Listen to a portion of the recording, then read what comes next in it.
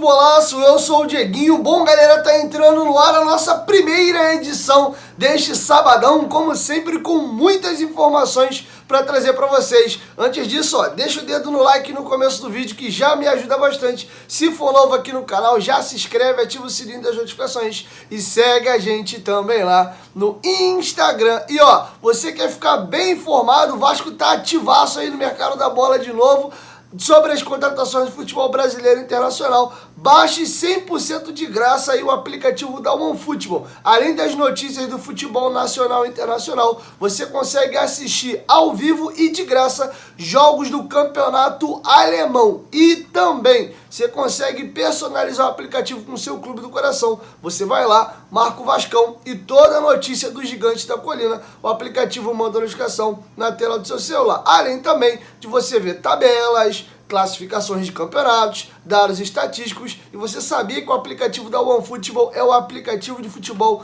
mais baixado do mundo? Não fique de fora dessa. Baixe o OneFootball. O OneFootball é parceiro do canal Futebolaço. O link tá aqui, ó, na descrição do vídeo e no primeiro comentário fixado. E como eu sempre digo, quem baixa o OneFootball não consegue mais viver sem. Bom, galera, a situação é a seguinte. Muito se tem questionado a situação de São Januário. Surgiram vários vídeos por esses dias aí de torcedores filmando, né, um negócio descascando aqui, um negócio com lodo ali. Tá bem ruim mesmo o estado de conservação de São Januário.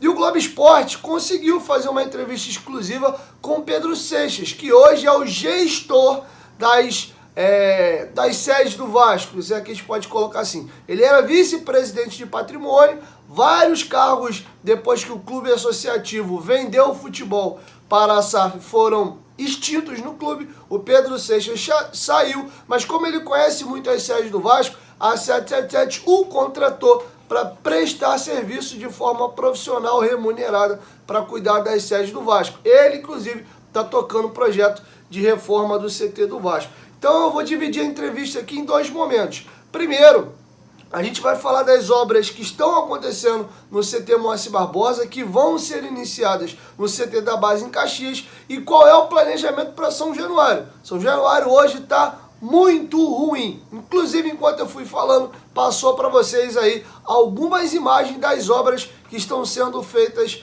hoje lá no CT Moacir Barbosa. Então a primeira aspas aqui para Pedro Seixas. Com relação a São Januário, todo mundo tem conhecimento da carência que tínhamos por investimentos e melhorias.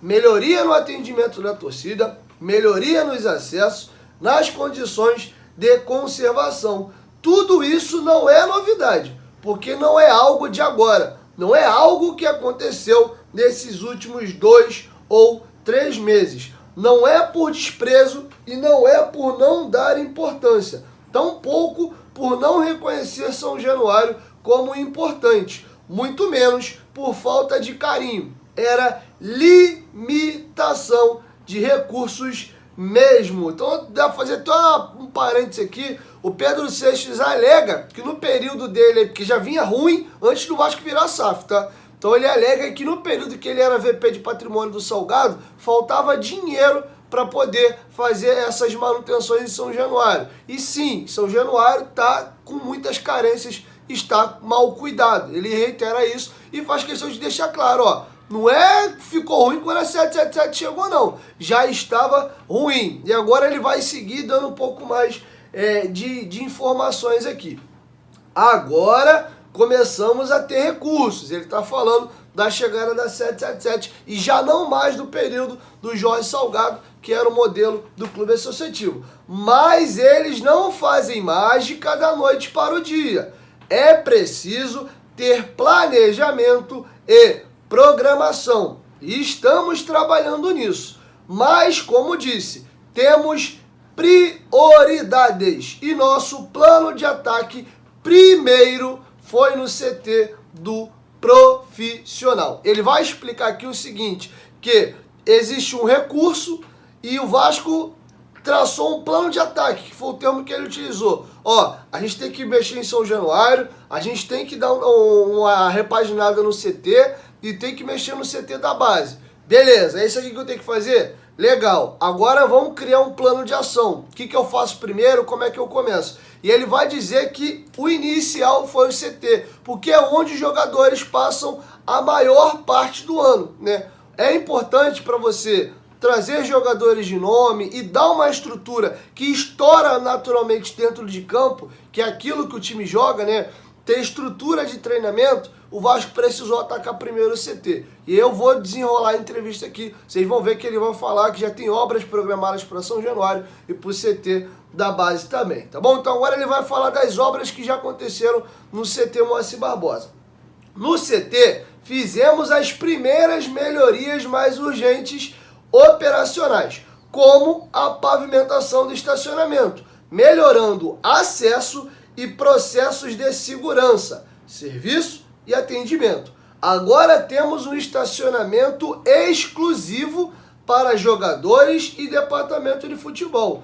Tudo isso traz melhor condição de trabalho para o futebol, mais eficiência em todas as partes do processo. E isso vem sendo percebido por todos. Essa foi a primeira ação no CT. Inclusive, eu que frequento o CT Moacir Barbosa, o CT Moacir Barbosa era de terra batida com aquelas pedrinhas, eu esqueci o nome que se dá aquilo, umas pedrinhas que ficavam jogadas em cima da terra batida, inclusive quando chovia fazia um lavaçal danado, e realmente não tinha essa separação. Carro de funcionário normal, pessoal do departamento de futebol, a imprensa quando ia lá, ficava tudo junto. Lembro que chegou uma época que eles até falaram, ó, coloque um carro um pouquinho mais para cá, que é justamente para o jogador, quando ele chegar pro treino, ele botar o carrinho dele isolado, ele já sair lá e cair dentro ali daquele espaço ali onde ficam os containers para ele se trocar e ter esse distanciamento, né? Da sala de imprensa, que é onde os jornalistas trabalham, para o departamento de futebol, tá? Em linhas gerais, CT é assim, os jogadores ficam com uma certa distância aí da imprensa, tá bom? Agora vamos trazer uma outra situação aqui, ó, uma outra etapa que ele vai falar das obras. Fizemos uma melhoria nas condições dos campos e estamos trabalhando no planejamento de ampliação do gramado, mais áreas para treino. Abrimos mais espaço na academia entre novembro e dezembro, com mais espaço para fisiologia, fisioterapia e etc. Vão chegar novos equipamentos para o DESP também, ou seja, ele está dizendo que chegarão também maquinários, né? Coisas aí para que o Departamento de Saúde e Performance do Vasco possa estar atendendo melhor os atletas do Vasco, tá bom? E a gente sabe que estrutura ganha jogo, inclusive ajuda a contratar reforços de alto nível. Agora ele vai falar sobre as obras para São Januário. Realmente, São Januário está muito ruim. Ele explica qual é o plano de ação para São Januário. Em São Januário, procuramos priorizar as obras no alojamento dos atletas. Parênteses, muitos jogadores da categoria de base do Vasco moram em São Januário. Então o alojamento que ele está falando aqui não é do profissional não, tá? O profissional treina no CT Moacir Barbosa e de lá os jogadores, quando precisam concentrar, ficam em algum hotel que o Vasco aluga ali na região da Zona Sul, ou, né, os jogadores vão para sua casa depois do treino. Esse alojamento é um alojamento dentro de São Januário. Alguns atletas da base, que são oriundos de outros estados, moram ali e dali vão para o CT e voltam para dentro de São Januário, que inclusive é onde fica o Colégio Vasco da Gama. Lembrando que o Vasco é o único clube no Rio de Janeiro que tem uma escola própria.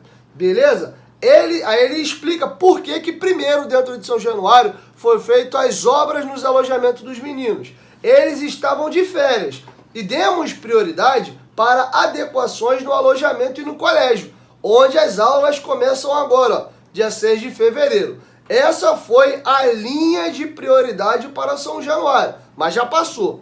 Agora, começamos de fato nas questões que aparecem para o público, mirando o início do Brasileiro. Pontua Pedro Seixas, que comenta inclusive críticas do estado do estádio. Não é surpresa para ninguém, nem para quem estava aqui e nem para quem chegou agora. Ninguém foi pego de surpresa. A gente sabe também como funcionam as notícias. Temos vídeos que misturam imagens antigas e atuais. A gente precisa reforçar a consciência e a importância de melhorar as condições para o torcedor, mas trabalhar junto. Mas é importante dizer, sim, São Januário está muito ruim. Inclusive uma coisa que é boba, isso aí não precisaria de plano de ataque, de ação. Pô, foi transmitido, né? Teve uma repercussão muito grande o velório do nosso maior ídolo em São Januário. E aquela faixa que fica lá em cima, no beiral em cima da social, que se eu não me engano é o legítimo clube do povo, o verdadeiro clube do... Alguma coisa assim, me fugiu o nome exato que fica lá.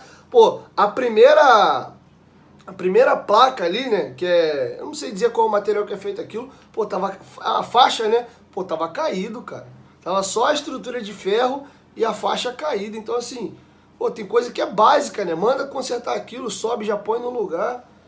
Enfim, é bem constrangedor. O Vasco, inclusive, a transmissão da televisão, bem lembrado, o Vasco já fez um jogo em São Januário no Carioca, que foi a estreia com o time alternativo contra o Madureira 0x0. Pô, a transmissão das cabines de rádio da TV é virada pra ali. E aí tu tá filmando o campo, porra, tu vê o jogo inteiro aquele beiço caído. Pô, pelo amor de Deus. Mas enfim, e agora a entrevista do Pedro Seixas encerra sobre o CT de Caxias. O CT de Caxias é uma sede estratégica para a gente, pela proximidade de São Januário. Traz uma eficiência logística muito importante para a base. Não foi possível dar prioridade no momento, por estarmos dando atenção primeiro ao futebol profissional. As férias do futebol de base vinham depois mesmo do futebol profissional. Agora, nesse primeiro semestre de 2023, é que vamos dar mais atenção ao CT da base. E assim eu encerro aqui a entrevista do Pedro Seixas, tá bom? E aproveito para fazer alguns parênteses aqui. Eu já entrevistei muitas pessoas do Vasco lá no meu CT, lá no meu podcast, no Futebolaço Podcast, mas desde que o clube virou SAF, o clube tá muito fechado, tá? Eu tô tentando entrevista com o presidente Jorge Salgado, com Carlos Roberto Osório, que é o presidente e o vice-presidente do clube. Tentarei entrevista agora com o Pedro Seixas. Tentei uma entrevista, para você ver, ó, nem tá mais no clube, para você ver como é que o clube tá fechado. Eu tentei uma entrevista com o ex-vice-presidente jurídico do Vasco, o Zé Cabulhões. O Zé Cabulhões saiu, né, assim como o Pedro Seixas, daquele monte de pasta de vice-presidência que foram extintos do Vasco, depois que o futebol do Vasco passou a ser controlado pela SAF. E ele me alegou que, olha, Diego, eu vou lá, amarradão, sendo que tem uma quarentena que foi pedido para todo mundo, para a gente não falar por agora e tal, e mesmo eu tendo saído do clube, eu preciso pedir permissão à SAF ou ao clube associativo para poder dar entrevista, porque eu vou ter que falar do clube, ou seja, tá bem complicado. Até mesmo pessoas de uma certa forma de cargos, entre aspas, menores, se é que assim a gente pode dizer, que você não vai nem tocar em temas sensíveis, que é a administração do clube, Marcelo Azalim, que é o designer, que é quem desenha as camisas do Vasco. Pô, acho maneiro o torcedor entender como é que é o processo das camisas, de onde vêm as ideias. Ano passado, a camisa do Vasco foi eleita a camisa mais bonita do mundo. E mesma coisa, um cargo simples, já falar das camisas do Vasco e tal. E era só isso, né? O torcedor entender um pouco, conhecer o trabalho do Marcelo Azalim. E o Marcelo, eu preciso de uma autorização do clube. Só para vocês entenderem um pouco como é que está funcionando. Então, a gente traz as informações aqui. Eu pretendo levar o Pedro Seixas lá, mas tá bem difícil. E, inclusive, as entrevistas com os atletas tá suspensa. A janela de imprensa do Vasco para a entrevista está fechada. Inclusive, ano passado, eu tive algumas entrevistas que estavam marcadas e depois foram suspensas pelo momento conturbado do clube. E estava certo naquele momento, tinha que segurar. Juninho, por exemplo, estamos com a entrevista fechada há mais de um mês. Mas tem que esperar ele assinar o contrato em definitivo com o Orlando. Depois que o futebol informou o desligamento dele, aí ele pode ir. Ainda assim, pode calhar deles anunciar num dia e ele viajar no outro.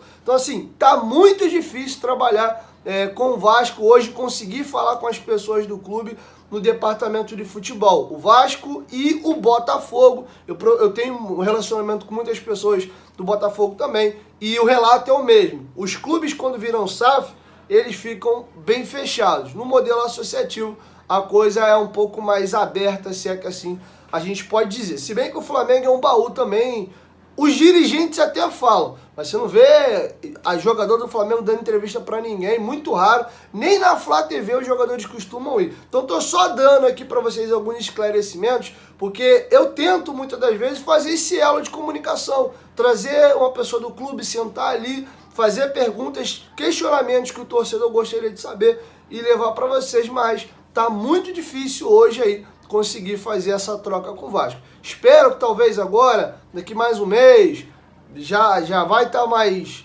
entendido, digamos assim, o processo de SAF, e as pessoas começam a falar um pouco. Todo mundo, por exemplo, está tentando falar com o Paulo Brax. Ele deu uma entrevista agora para a ESPN, mas você não viu ele dando mais nenhuma outra entrevista. Então tá muito fechado o departamento de futebol do Vasco da Gama, beleza? Então é isso, galera. Essas eram as informações que eu tinha para trazer para vocês nesse vídeo. Separei só esse tema agora de CT, reformas em São Januário, CT da base e CT do profissional, porque eu sei que é um tema que está repercutindo muito e de uma certa forma eu gosto de trazer algumas informações para vocês, mas explicando. Às vezes você só lê a entrevista e você fica às vezes meio perdido, então eu gosto de dar uma pausa aqui, explico, trago mais um pouco de informação aqui a colar para ajudar a elucidar e facilitar a tua absorção das informações. Beleza? É isso. 1, 2, 3, futebolaço, tamo juntos, família. E logo mais aí, por volta de 5, 6 horas, a gente chega